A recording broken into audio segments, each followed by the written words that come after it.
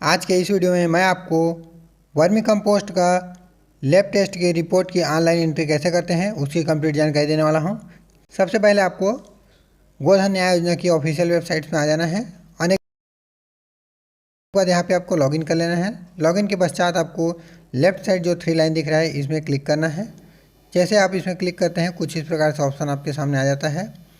यहाँ पे आपको वर्मी कंपोस्ट लैब टेस्ट या सुपर कंपोस्ट लैब टेस्ट दोनों में से किसी भी एक का चयन कर लेना है जिससे आपका संबंधित हो। मैं यहाँ पे वर्मी कंपोस्ट का शो कर देता हूँ फ्रेंड।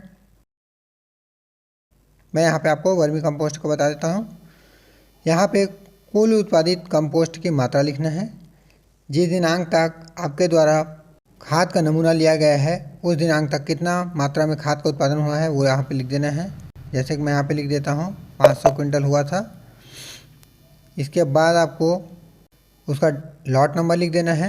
यदि वो जो 500 क्विंटल जो खाद का उत्पादन हुआ है वो यदि 5 भाग में है तो 100 क्विंटल के हिसाब से तो आप यहाँ पे लॉट का नंबर लिख देंगे। Lot number 1। दिनांक लिखना है। यहाँ पे आपको दिनांक बाय डिफ़ॉल्ट रहता है, कोई भी डेट आप चयन कर सकते हैं।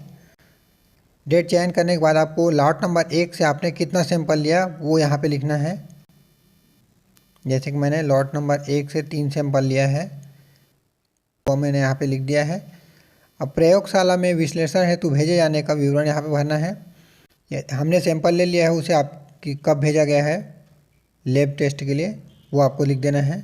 जैसे कि हमने जिस दिन सैंपल लिया उसी दिन उसे लैब टेस्ट के लिए भेज दिया गया, इसलिए मैं यही डेट चयन कर लेता हूँ। साथ ही यहाँ पे लैब टेस्ट हेतु कितना विश्लेषण भेजा गया है उसे भी मैं यहाँ पे दर्ज कर देता हूँ। जैसे कि हमने 3 सैंपल लिया है, तीनों सैंपल हमने लैब टेस्ट के लिए भेज दिया है। इतना होने के बाद आपको स्क्रॉल डाउन कर लेना है।